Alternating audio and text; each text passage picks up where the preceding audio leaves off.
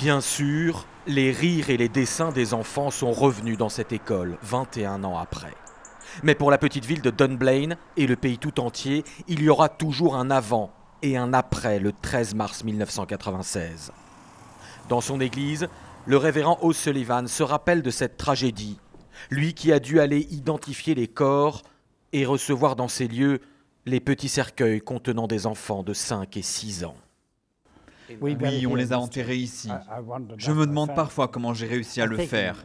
Je pense qu'à ce moment-là, j'ai trouvé la force de faire mon devoir, mon sacerdoce, de puiser dans notre foi chrétienne. Depuis, les vitraux de l'église arborent 16 petites colombes pour les enfants tués, ainsi qu'une plus grande pour leur maîtresse. Ce matin-là, Thomas Hamilton, 43 ans, pénètre dans l'école primaire de Dunblane. Il a 4 pistolets et 743 balles. Attiré par les rires des enfants, il se dirige vers le gymnase. Méthodiquement, il abat les écoliers de la classe de CP et leur institutrice. Il faudra des années et un documentaire choc pour que certains survivants et témoins du drame puissent raconter l'horreur. Je ne me rappelle plus la douleur lorsque j'ai été touchée. Je ne me rappelle plus du bruit. Je me rappelle juste d'être tombée au sol avec ma jambe blessée et de ramper jusqu'au placard du gymnase pour aller me cacher avec d'autres.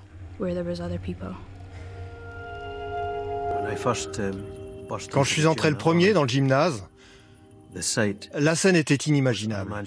Hamilton, le tueur, gisait au sol. Il s'était suicidé. Il y avait un silence total. Et il y avait un groupe d'enfants encore debout. La première chose qu'on a été capable de faire, c'est de les faire sortir de là. Et je ne voulais pas croire ce que mes yeux étaient en train de voir. Dans la ville, dans le pays et dans le monde, l'émotion est immense. Comme il ne pourra pas y avoir de procès de l'assassin, une poignée de Britanniques militants vont faire le procès de leur société. À l'époque, le Royaume-Uni pullule d'armes à feu. Les clubs de tir forment même les enfants. Révoltée, Jill Marshall Andrews va fonder un groupe militant pour faire abolir la détention d'armes à feu hors fusil de chasse. Impossible, lui disait-on à l'époque. Il y a eu d'énormes manifestations du lobby pro-armes. On a eu des alertes à la bombe, des menaces de mort, ça a été très dur. Vous savez, traditionnellement, le Royaume-Uni suit toujours les pas des États-Unis. Mais dans ce cas précis, on s'est dit, ça ne doit pas être une fatalité. Et quand on l'a exposé à l'opinion publique, les gens ont dit oui. On n'est pas obligé de suivre le même chemin que les Américains, on peut changer. Réunis dans ce petit groupe, les parents des victimes vont mener une campagne médiatique et une pétition nationale, portée notamment par cet homme, Mick North, qui avait perdu sa petite fille et reçu cette lettre de soutien de la princesse Diana. Nous voulions faire quelque chose de positif, changer la législation sur les armes. Ça n'aurait pas été possible si on était resté en retrait des médias. Et ça a réussi avec l'interdiction totale des armes de poing en 1998, juste 2 ans après le massacre de Dunblane.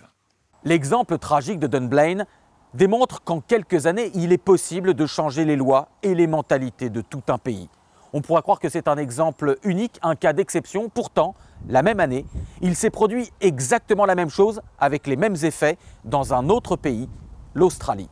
28 avril 1996, 35 personnes sont massacrées à Port Arthur par un homme qui, là encore, possédait ses armes de manière légale.